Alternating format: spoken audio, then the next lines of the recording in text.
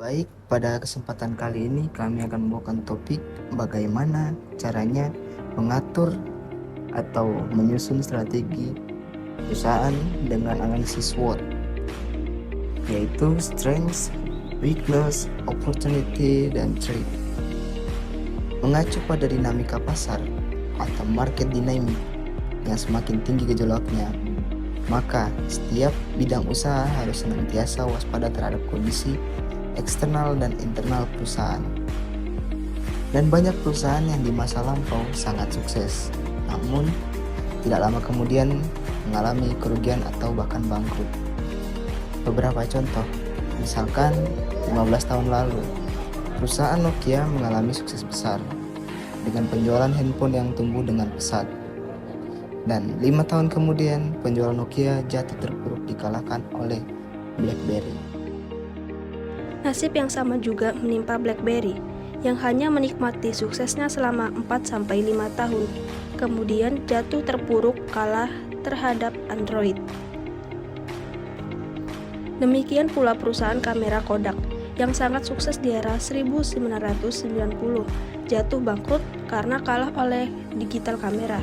Untuk memastikan bahwa perusahaan dapat berkembang sustainable, maka seluruh jajaran karyawan, khususnya manajemen, harus menyusun strategi perusahaan secara tepat.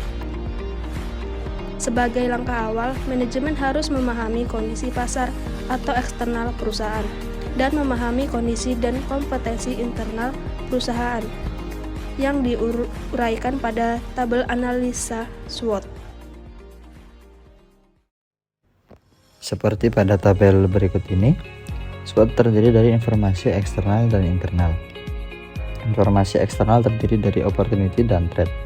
Opportunity merupakan faktor eksternal yang dinilai memberikan peluang sangat baik bagi perusahaan. Sedangkan threat merupakan potensi masalah atau resiko yang disebabkan oleh faktor eksternal.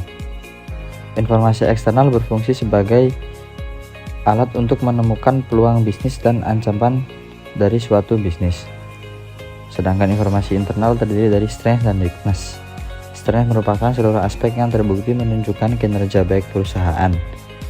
Sedangkan weakness merupakan aspek yang menunjukkan kinerja rendah atau adanya potensi risiko yang disebabkan faktor internal. Faktor atau informasi internal berfungsi untuk menemukan kekuatan perusahaan dan kelemahan dari suatu perusahaan. Dengan mengetahui peluang bisnis, maka manajemen akan bisa meningkatkan kekuatan perusahaan, memperbaiki kelemahannya, dan sekaligus juga melakukan mitigasi terhadap segala bentuk ancaman yang sudah diketahui melalui analisis SWOT yang dilakukan. Berikut contoh analisis SWOT dari perusahaan laptop. Itu yang pertama ada strength, memiliki jaringan pada 7 kota besar. Yang kedua yaitu kompetensi dukungan engineer, yaitu kotak selanjutnya itu ada weakness. Yang pertama harga yang lebih mahal, yang kedua itu cash flow yang relatif lemah. Itu kotak selanjutnya ada opportunity. Yang pertama penggunaan high-end computer U atau segmen bisnis.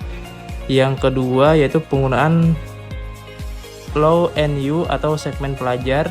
Itu yang kotak berikutnya itu ada trade. Yang pertama masuknya produksi murah dari Cina. Dan yang kedua yaitu nilai dolar yang volatil.